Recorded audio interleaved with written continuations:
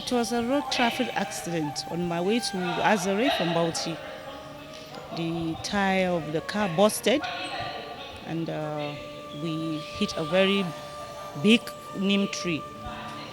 That's just how I can remember. When I woke up, I just saw myself. This was the beginning of a new life for Zapi Abdullahi.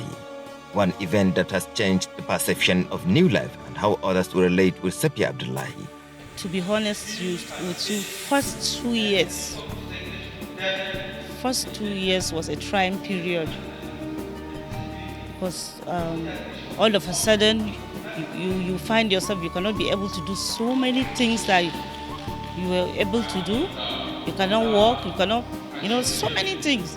So it was a depressing period. If you are not... Life is different not just for Zapi Abdullahi, but for others who share a similar predicament. Despite all this, they still sought for strength and determination through meeting with each other and encouragement and reliance on God.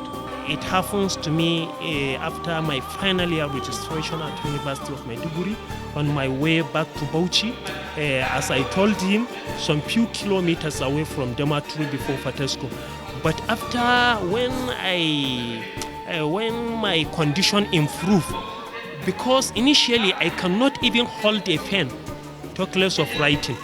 But with little improvement, I understand that I can go back to complete my study. So I managed and went back. And Alhamdulillah, I'm graduated. Alhamdulillah for my family. Thank God for the family that Allah has blessed me with.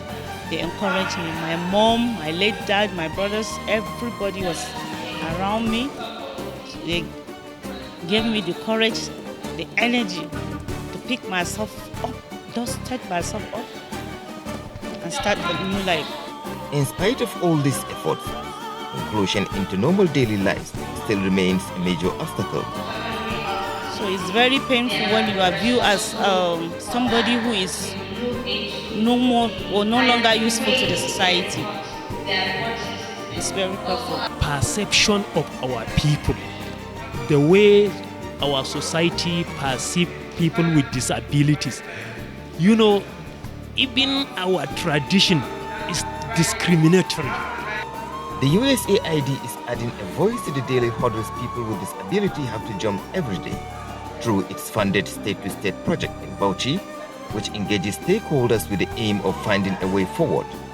Initiatives like this state-to-state are hopeful, but a lingering question in the hearts of many has been, how prepared are these stakeholders in collaborating, supporting and actualizing the objectives of social inclusion of persons with disabilities in health, education and other areas of life? This is one of my core mandates, to have all people, all cadre, all category of people being inclusive in part of what we've been doing, right from policy making, implementation of those policies, and even up to the evaluation phase. Wife of the governor is very passionate about anything that has to do with women, children, and people living with disability. In as much as you want to cater for people who have that ability, people with disability or with special needs also be given that full attention, and that is taken care of under the basic education sector. If all the efforts by the USAID state-to-state project are truly backed by commitment from these stakeholders, as they say, the chances of achieving social inclusion of persons with disabilities are higher in both the state.